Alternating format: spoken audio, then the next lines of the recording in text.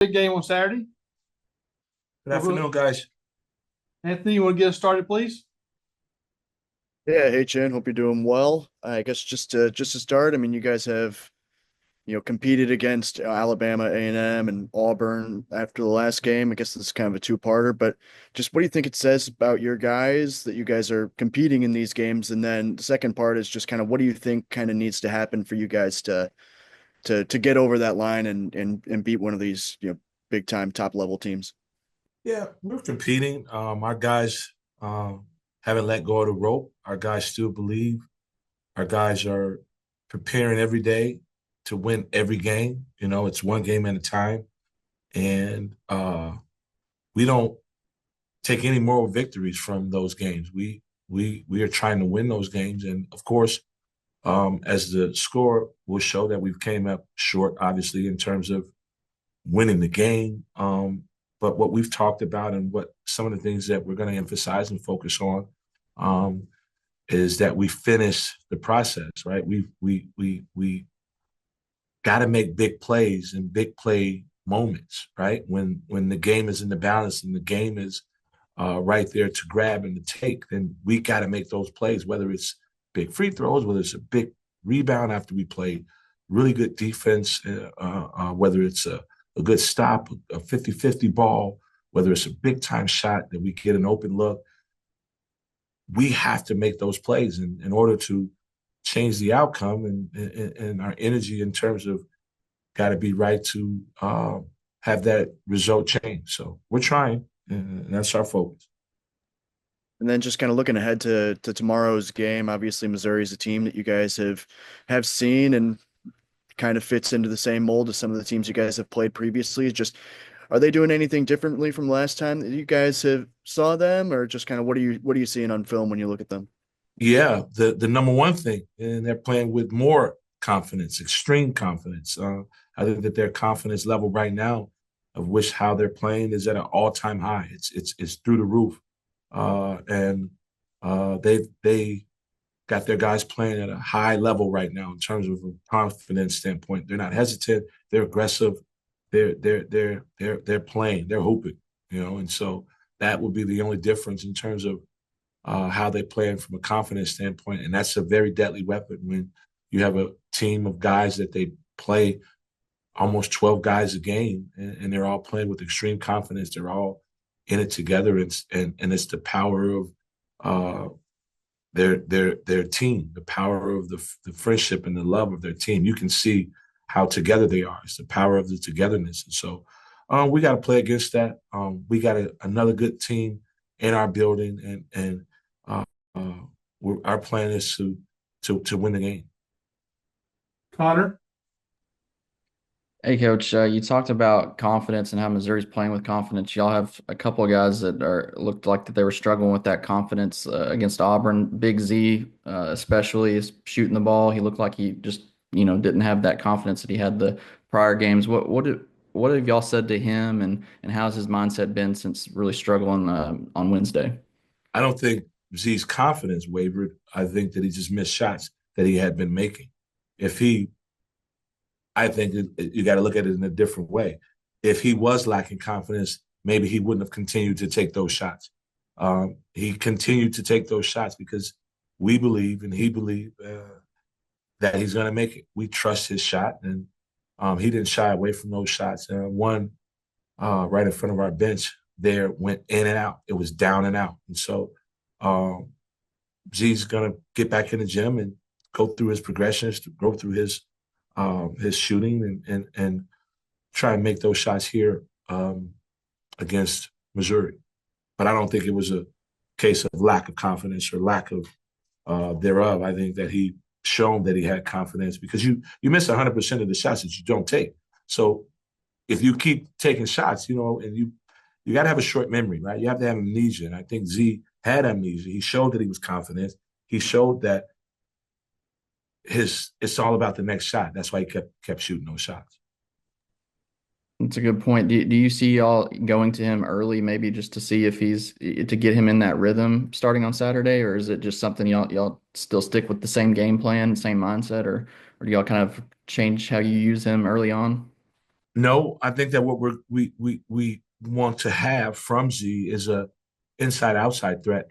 We don't again ever particularly want him to just fall in love with the three.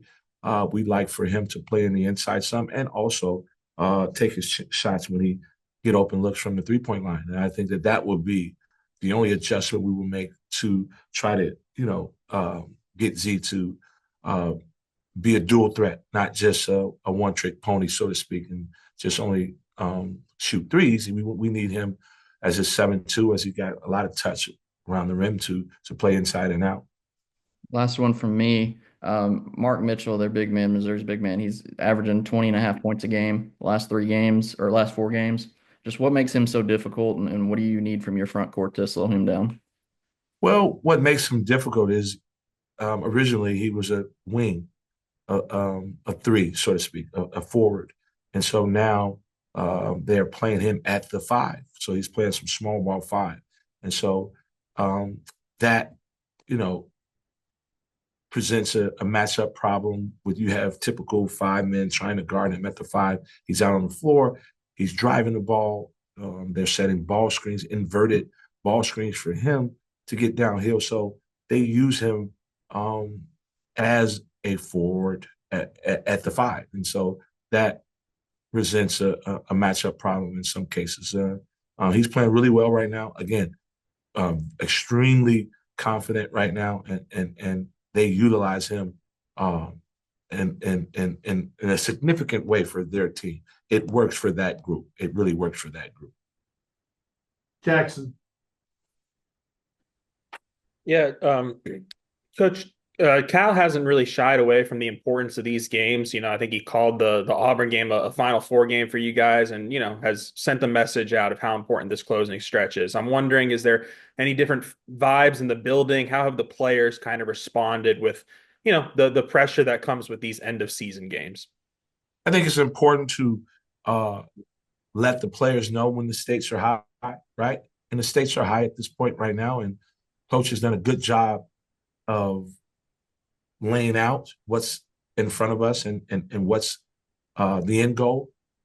If we take care of our business, I think that it's important that your players have some skin in the game, right? It's important for them to know what's at stake. It's important for them to know the importance of each possession and what each possession means. And I think our guys understand that. I think our guys want it. I think our guys are going to fight for it. And if we continue to fight for it, and obviously no one is going to feel sorry for us, no one is going to give us anything. You get what you deserve, right? You get what you earn, and so we have to go out and earn it, and it's right there in front of us. We have the opportunities. Being in this league, you get so many quad one matchups, so many high net teams that you play that can play very well for your resume, and so. We know what it is. We know what it's going to take, and we're up for the challenge. Our players are locked in, and so it's for us to carry out the game plan, to get over the hump, and to start chipping away at some of these wins, starting with one game at a time, and that's Missouri. You guys have had like two of the biggest wins, Michigan and Kentucky. The scoring was upper 80s for you guys. Kentucky held them in the 70s, and then it seems like a lot of times the games, can stay in the mid 60s and there's a slow pace. So I'm just curious, like at this point of the season, with how the teams kind of change from the start, what pace do you guys want to play at? Is it we want the high scoring games, or is it a mindset of let's kind of mud it up a little bit down the stretch? I think the game dictates itself in terms of who you're playing and their style versus our styles, right? The styles make the fight. And so, for example, Auburn was the number 1 scoring team in our league, and obviously they score a bunch, right? They have a unlimited amount of talent that they bring in and out on the bench. But for us, we're one of the top teams defensively, and so only one team has been able to hit their average points against us. So we are a team that doesn't let you get your average. We're a team now that doesn't let you shoot the amount of threes that you want to shoot. We're a team that gritty the game up, right? And so for us, we want to control the pace as well as control what you do on the defensive end. And so as long as we can control it and make the rules, we'll go with whatever the score is, whether it's 65, 75. We're fine with that. But as long as we make the rules, we're trying to dictate the rules of the game in terms of how it's being played. And I think last game we played against Auburn, it was played the way we wanted the game to be played. Unfortunately, we came up a little short at the end. A couple of offensive rebounds, one drive on the baseline, a tip in, two tip ins, and I think that's where we lost the game in. Last one from me. Adu had a nice bounce back performance against Auburn, but even his buckets, they seemed a little difficult. He was fighting through traffic, everything. Not a lot of easy stuff for him. How do you maybe go about getting him some easier looks, and what does maybe he need to do to kind of generate some better easy offense for himself? Offensive rebounds, transition. But I tell you, when you're at the top of the scouting report, it's not going to be easy for you, right? He's at the top of the scouting report in terms of our team, how other teams look at our team, right? And they scout. He's at the top. And so a lot of teams are going to load up on him and try to make it difficult for him. I think that he poses that kind of threat that if Adu is getting off or able to dominate the game on the offensive end, then that poses a threat for that particular team. And so him being at the top of our scout report, it's going to be difficult. His shots are going to be tough, and they're going to double team him. They're going to load it up. They're going to shrink the box, right? They're going to do that. And we understand that.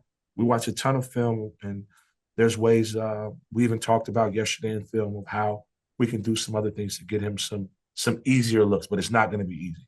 It's not going to be easy for anyone. Thanks, Jim. Anthony, wraps up, please. Yeah, I guess just looking at the box score, you guys didn't get any points out of Z or Jonas or Trevin against Auburn. Just how did you feel that kind of affected that game, and how have you guys kind of addressed that going into tomorrow's game? We need everyone.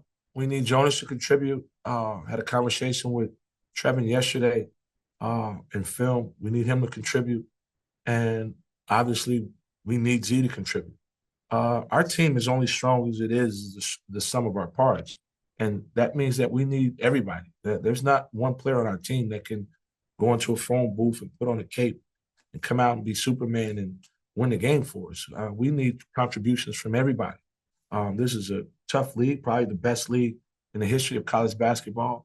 And for us to succeed, we need bits and pieces from everybody. And so we're trying to get TB to play at his level for us, Jonas and Z. And when that happens, when everybody's hitting on that cylinder, when everybody's hitting on that chord, we're going to be really tough. And that's what we're expecting to have here on Saturday. We need for everybody to contribute in front of our home fans, our crowd. We got the Missouri Tigers, one of the hottest teams in the country right now. We need for all of those guys to play well. And here's one of I'm going to leave you guys with this. This is the saying that I say to our guys a lot.